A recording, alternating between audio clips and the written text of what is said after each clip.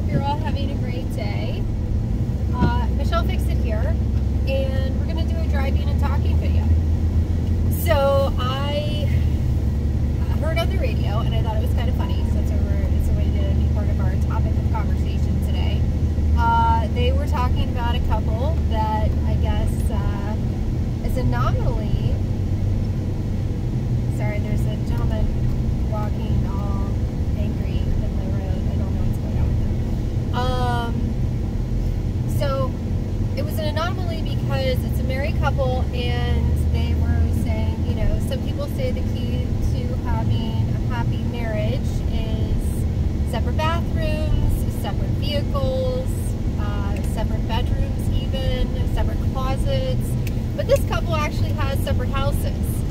So they meet up for dinner at each other's houses, and then they go back home.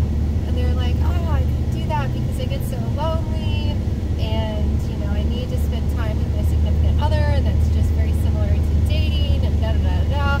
And, like, I was kind of giggling to myself about it because I have a house, and my husband has a house, my husband Kat, and we go back and forth between the two. And this couple that has separate houses and is maintaining their separate houses, they one's 40 and one's 50, and I guess it started because the 50-year-old had a teenage son that was allergic to cats, and the woman had a cat, and so that's how it started. So when they got married, they just kept their separate places, and then the teenage son moved away for college, and then they just continued it because it just made sense for them. And I personally think it's a fantastic thing. I think everyone is like in a big hurry to like smush up with their person, and I like having my own separate space. My husband has had his house for many, many years, and I have not had my house for as many years. I've had my house for a few years. My house is a work in progress because I own my house all the way. So I got divorced and I bought a house. Simplified to that guy. He's got USMC, Simplified, GMC, Sierra. I see you. And he even has the tag. Sorry. Distractor catted. So I own my house outright. I don't have a mortgage or anything like that. I bought a busted house in the best neighborhood that I could afford to buy a house outright, and I got busy working. And man, oh man, did it need some work. But I can't tell you how super proud I am of my home ownership.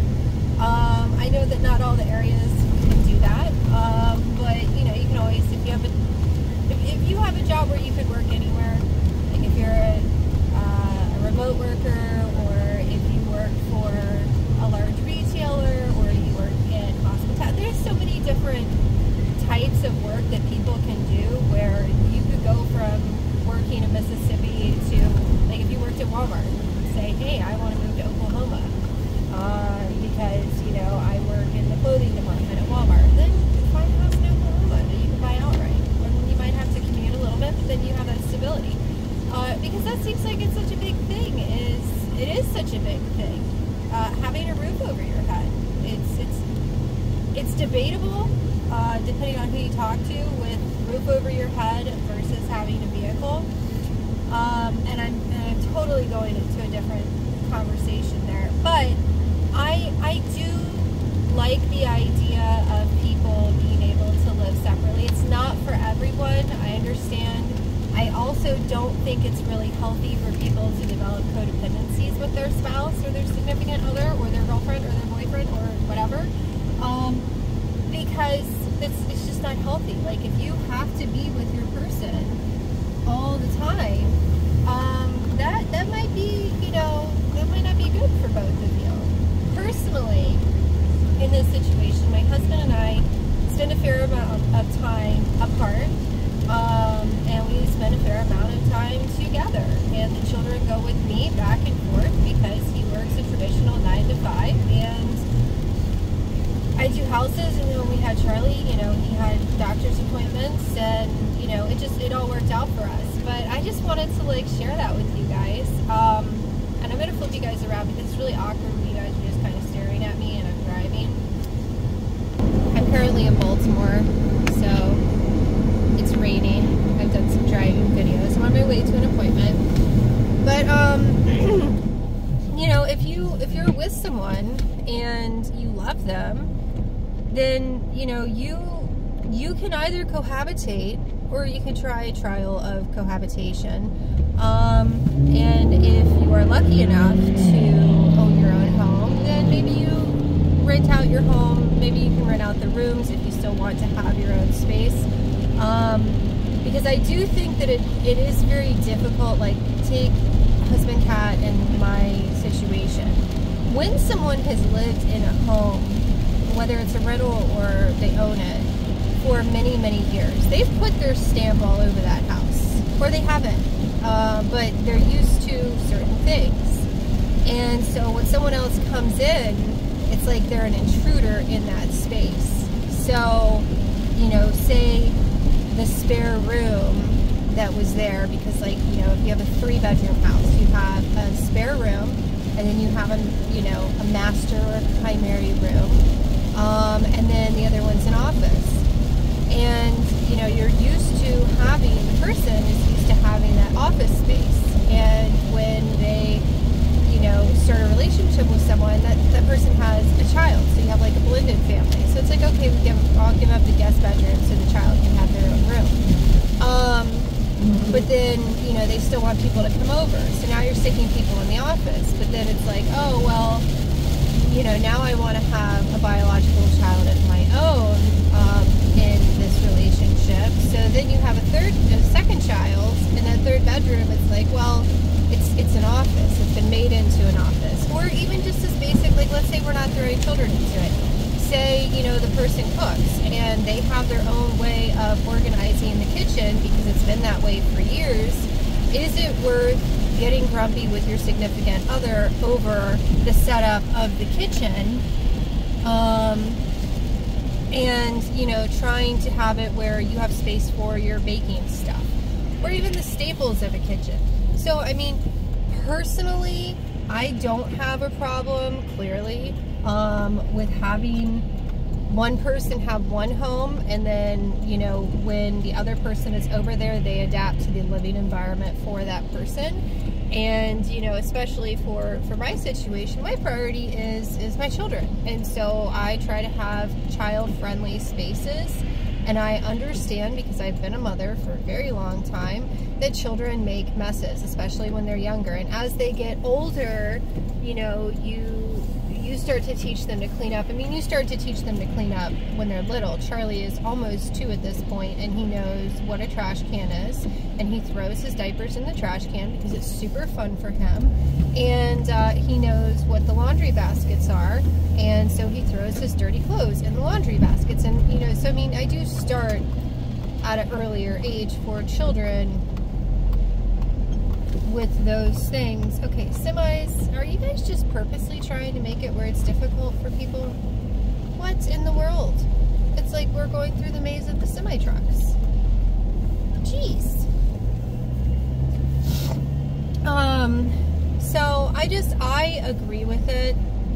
And so, you know, if you want to do a tester on it, you could, like I said, if you both have your own spaces, if one person, if you guys prefer one of the people's houses over the other one, then it's like, okay, let's take everything out and let's see what is, you know, what can go so my stuff can intermingle with your stuff, because that's, you know, that's a sharing thing. If you're sharing a life, you need to be able to share spaces, you need to be able to share things within reason, because, you know, nobody drives my trucks. So I don't share vehicles. The husband, cat, and I share one car. We share that in common. And that's just because I'm sentimentally attached to my vehicles. I've had them for, you know, a while. Like this one I've had for 17, almost 18 years. Yes, thank you so much for throwing water on her. And so I do not let my husband drive my vehicles, because if something breaks in them, I will get very upset. And I pay meticulous attention to my gauges and how my vehicles drive and everything like that. But going back to the house thing, You know, if you have a house and they have a house, pick which one you guys would prefer, and then rent out rooms on the other one, or rent the whole house out to somebody else and you know, keep it. Or, you know, another thing to do if you really do want to cohabitate together, which, I mean, at some point the dream is that we will have a new house to cohabitate in together. And it's debatable on what will happen with the other houses. I'm not selling my house. I have no plan or intention to sell my house. It makes me feel safe and secure, and I've had enough little things happen in my life where I like that stability of knowing that's where it is, and I know everything about that house, and so it's not going to go anywhere.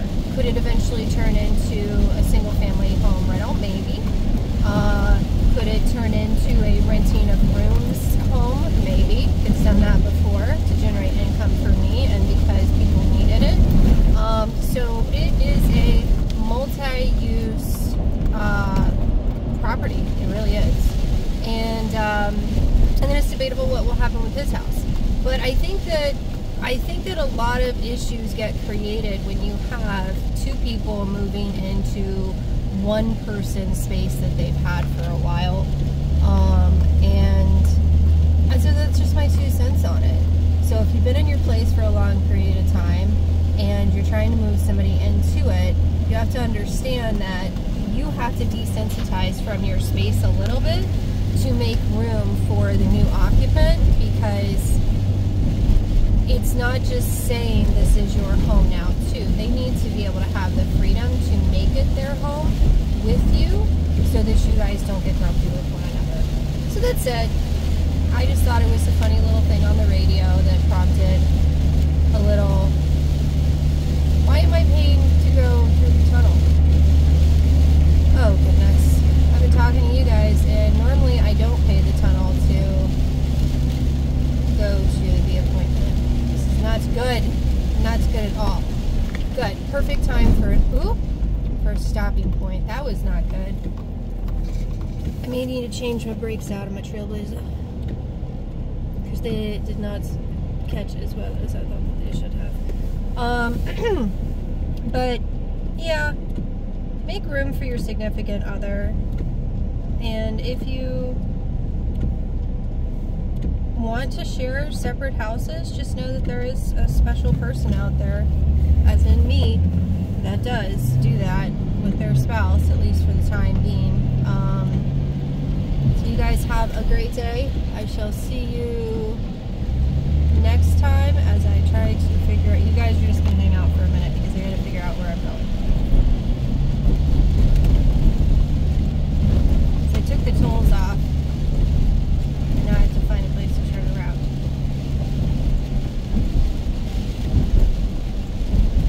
And if you guys make fun of me for having separate houses with my husband, I don't care. That's up to you guys. It works for us. We're kind of split, you know, between the Northern Virginia and Baltimore area.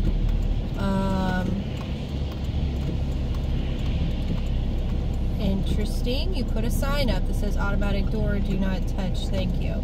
So now everyone knows that you... Okay, I don't know how that works if you have to have the key fob, or if somebody just walks behind it and they see it. I don't know. Thought-provoking conversation. And no, it's not an Uber or a Lyft. It doesn't have any of that insignia on it.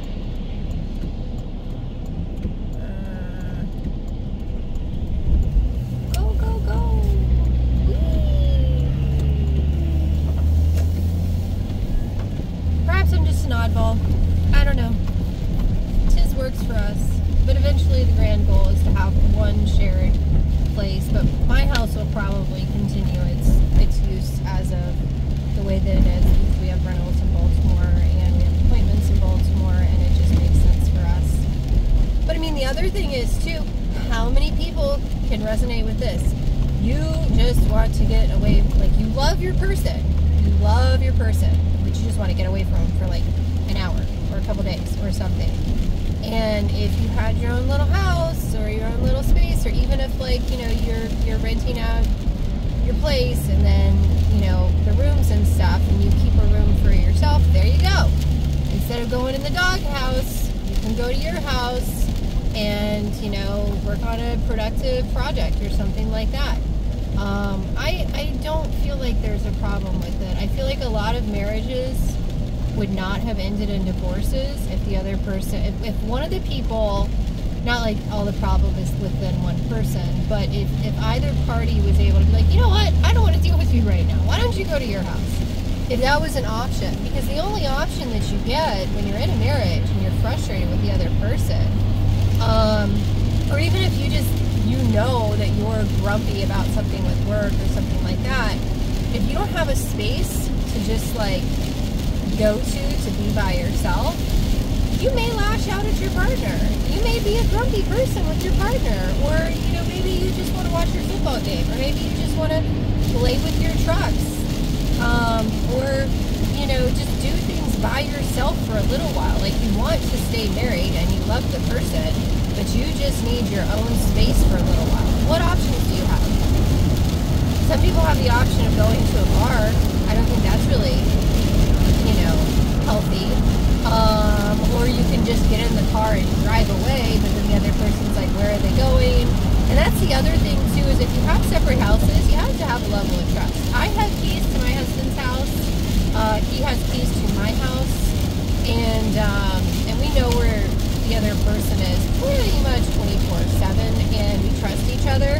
Does that open us up for stupid things happening? Sure. But as much as he travels and as much as I travel, if we can't trust each other, then we shouldn't be in a relationship. So that's one thing that never comes up in our relationship, is the level of trust that we have, because he knows my passwords to my phones. I know the passwords of his phones. And so it's like, at any given moment, I could poke around in his stuff.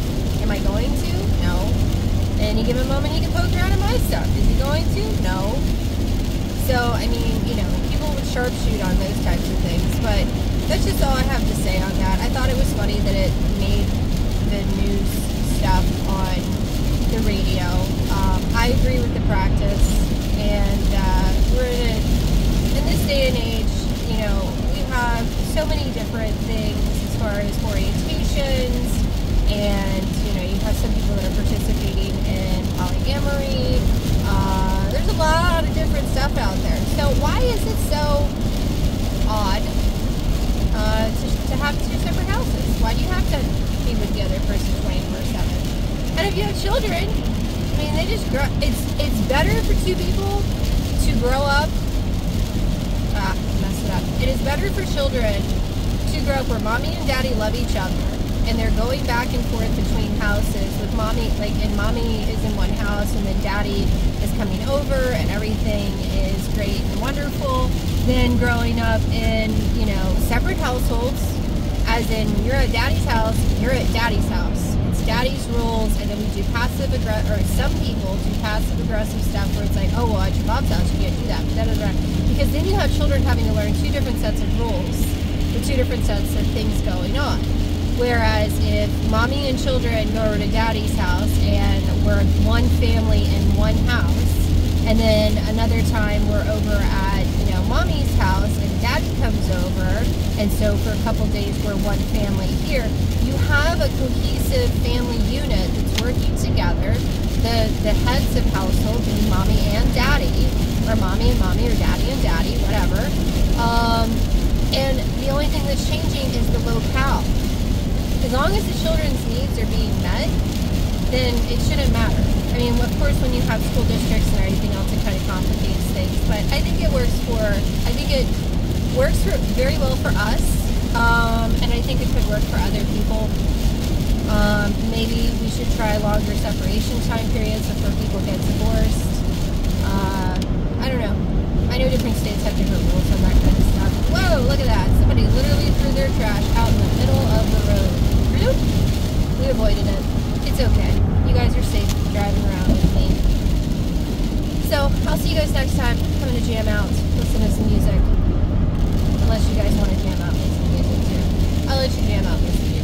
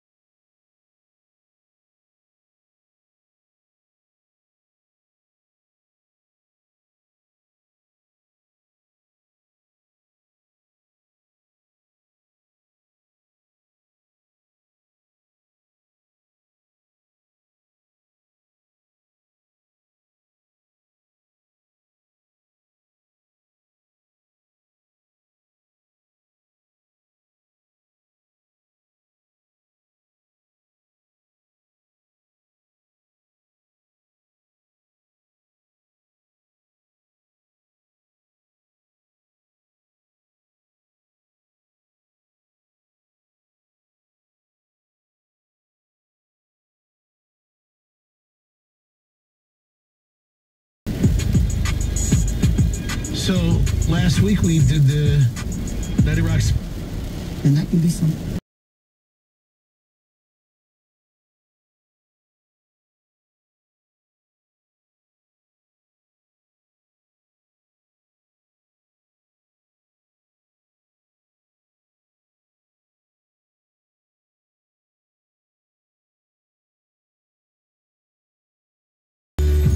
The best Christmas music, old and new.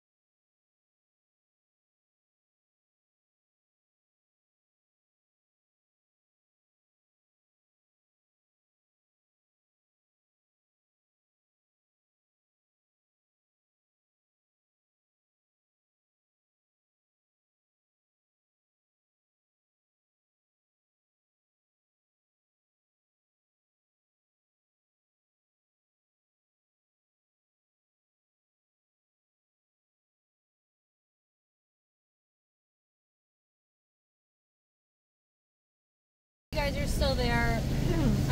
Some artists, musical artists, do not like being monetized.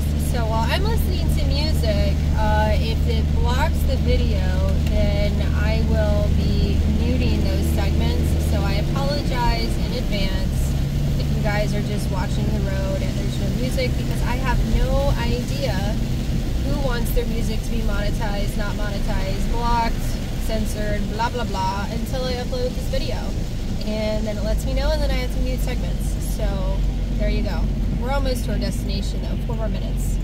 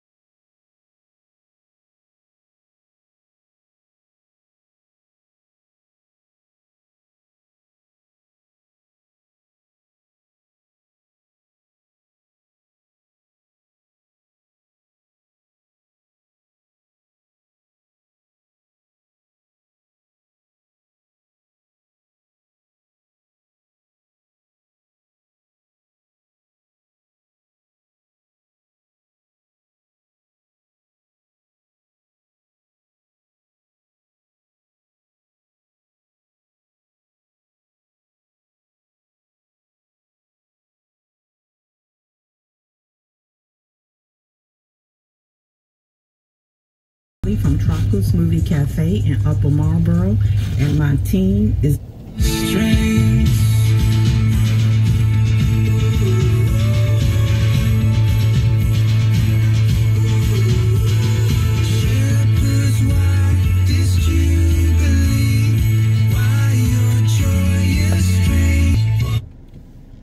Yes, I have diapers in the back. I am a mom. It's just what happens when you're a mom. You have stuff in your truck, or your car, or your van all the time, or your SUV. You don't want to get a van. So you get an SUV and then you keep it forever and ever. Alright, I'm going to wait for you guys to time out so I know this video is good. I hope you guys have a fantastic day. I don't know why sometimes my face looks fatter in the camera than other times. It's weird. And it makes me look like I have double chin. I have a healthy BMI. I don't know. It's the camera. It's the camera magic. So if you guys have any random questions, feel free to ask. Like and subscribe if you want. Otherwise, have a great day and try to stay dry. Although, you know, I don't know when this will be posted, so maybe it won't be wet that day. Bye!